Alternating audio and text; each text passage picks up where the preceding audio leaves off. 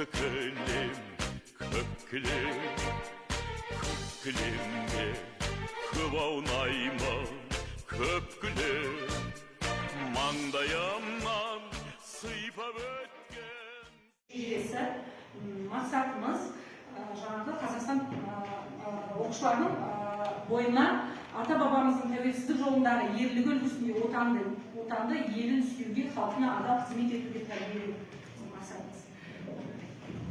Енді сабағымызда мына шыққанның ғалым академик Мырзатай Жолдасбековтің сөзімен бастағымыз келіп отыр.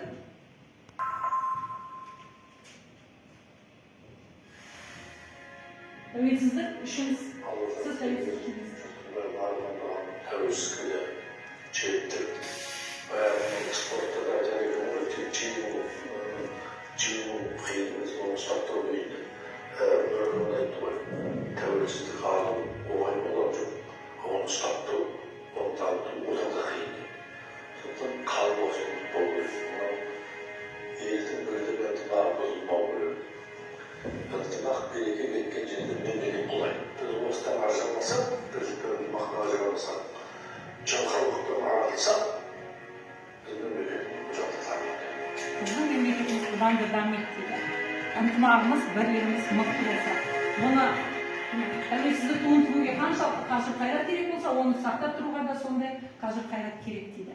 Яғни тәуелсіз ел болу деген ол оңай нәрсе емес. Шоқан Уәлихановтың өзі айтқан, әрбір ұлттың дамып, өсіп, өркендеуі үшін оған еркіндік керек басына. Еркіндік, тәуелсіздік, бостандық керек басына. Сонда ғана еркін, тәуелсіз жырларында осы төбемізде аспан тұрғанда, астымызда жер тұрғанда, осы аспан мен жердің астында біздің көне түркілер жаңағы үстемдік құрып, ешкімге бағынбай көсемдеріміз. Содан басталған тәуелсіздікке ұмтылу әлі біз сол еліміздің тәуелсіздігіне Содан бастау алды. жалпымыз жоңғарлармен, қалмақтармен, қанша ғасырлар бойы елімізді отырақтай жерімізді жаудың қолына бермейміз деп соғысып келді. Қазыбек бидің айтатын лafы жағы, біз қазақ деген мал баққан еміз, ешкімге тиіспей жай жатқан еміз. Жеріміздің шетін жау баспасын деп, еліміздің сүт береке қашпасын деп, найза басып таққан еміз. Ешбір дұшпанды басындырмаған еміз, басымыздан сөз асырмаған еміз. Астақтаған хандар болса, хан ордасын таптай білген еміз, достық таптай білген еміз. Осындай керемет тамаша ұлы халықтың ұрпағымыз, осындай намысшыл өр халықтың ұрпағымыз. Енді осындай жаңағы қиян кескі соғыстардан, небір алмағайып замандардан, аумалы төкпелі замандардан жаңағы өзіміздің өрлігімізбен, батырлығымызбен, ержүректігімізбен жеңіп шығып отырдық қой. Қандай батырлар үлес қосты сол кезеңдерде мысалы?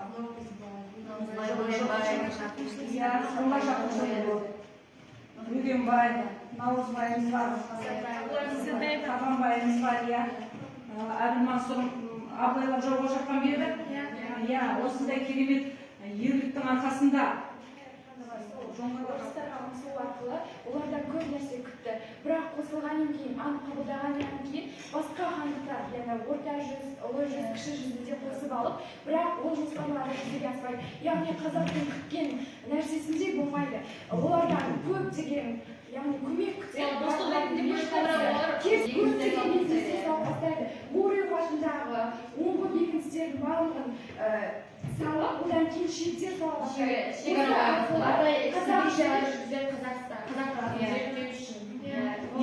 бірінші естен бастаған осы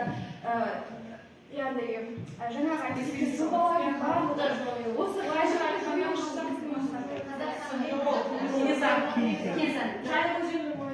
сол кезде болды да, ол хан қиылатын Кенесары жоқ. Махамбет кезіндегі оқиға бұл. Ол Жәңгір ханға айтады ғой, қарнемесін жазғырсен деп. Сол кездегі өзінің халықтағы, яғни Жәңгір ханға ол не үшін қарсы шығады? Себебі ол орыстарға жақ ретінде көрсетеді. Көптеген халықты сол кезде қиналып жатқан хан көре тұра, халыққа көмектеспейсің. Сен хан емессің деп сол кезде өзін көтеріліс бастайды. Исатайды сол кезде өлтіреді. Махамбет сол кезде мен едім деген өздеріне де арнаған және Исатай деген ағам бар. Мен арында жүргенде Елдің бойы ең тоғай ел қондырсам деп едім,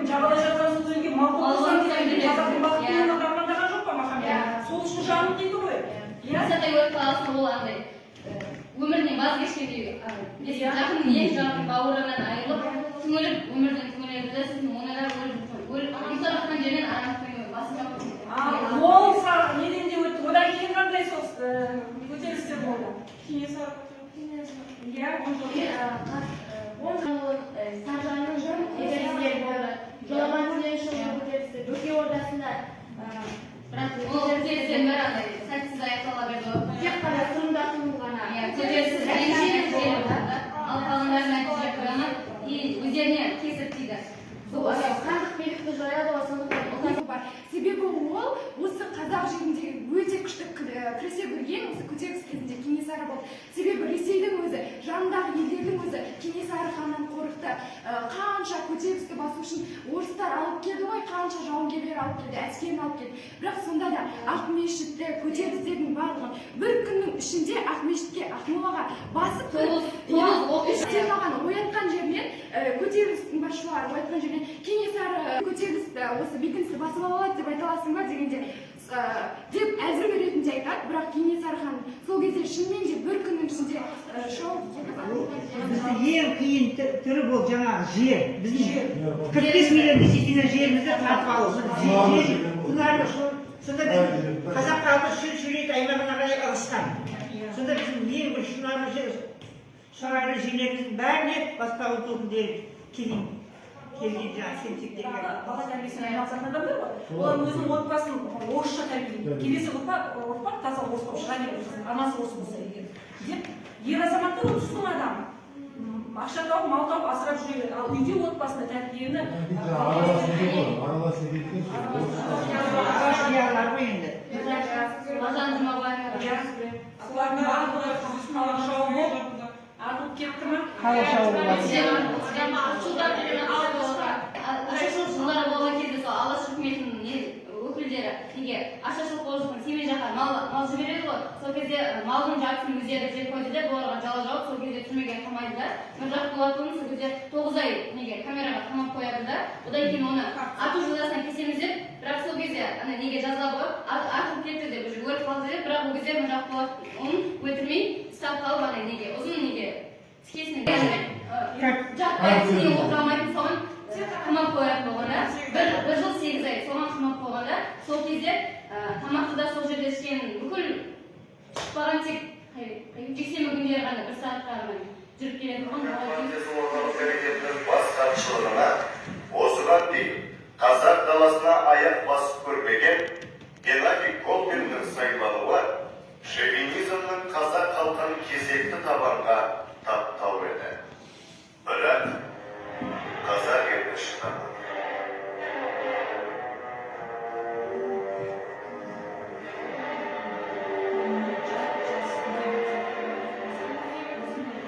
Елімді ешкімге таптатпаймын, елімізді өзім басқарамын деген жастар осындай қайғы қасіретке душар болды. Оқудан шығарылды қаншама, түрмеге жабылды бұлардың барлығы.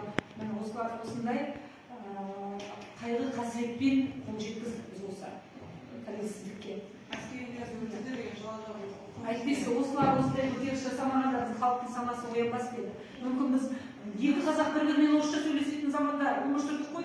Тіліміз жойылып, тіліміз өлі тілге айналып, жеріміз жаңағы орыстың болғанында өзге елдің аяғының астына Құранда оқытпайтын еді. Құран оқу, намаз оқу, дінімізді білмедік, тілімізді білмедік. Салт дәстүрімізді білмедік, наурыз тойлап болдық мен Қазақстанда. Не деген соншалық мәңгүрт ел болдық. 89-да бірақ қайтып келді ғой. Көтеріліс қатысқан кезде сол кезде Алматыда оқып жүрген Айбатыр болды осы ауылда бала. Сол оқудан шығып кетті сол кезде ше. Как раз Алматыда оқып жүрген. Мен өзім армияда інім бар, ол да оқып жүрген. Енді солардың айтуына қарағанда барған, біз ол кезде Шымкентте оқимыз. Барған осы көтеріліске тікелей барған кезінде бірден жаңағы олардың мысалы бір күннің ішінде жұлдыз жасап шыққан ғой өкімет ше Москвадан. Соны әкеп ұрып құлата берген ғой барған студенттердің барлығын құлатқанда сөйтіп больницаға түскен мен өзім туған інім. Больницаға түсіп кейін қудалап жұмыста оқудан шығарып бермесін деп сол әкем дереу барып та алып келген сол. Бір күн екі күн ішінде хабар алып келген сол інімді. Іздеп келді оны, ауылға іздеп келді жаңа адамдар ше. Іздеп келіп суреті бар жаңағыдай түсіп қалған.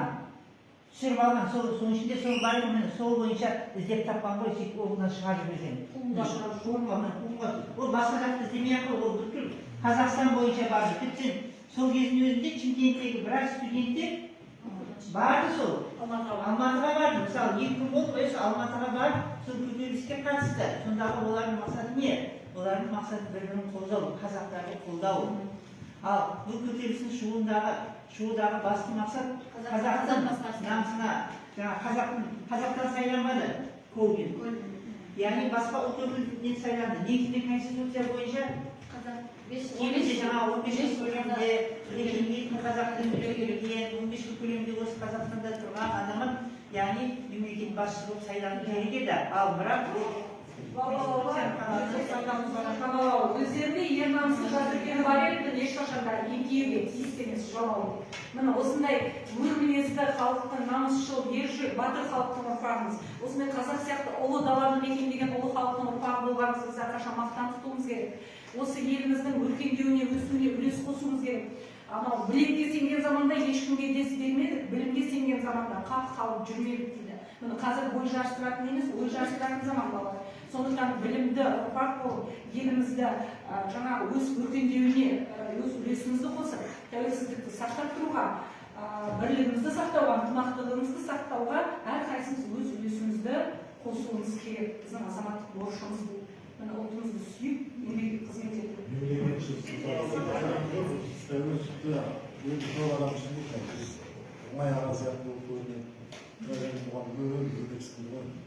Ең жаңыз айтамыз, тәуелсіздік деген өзі 3 нәрседен тұрады.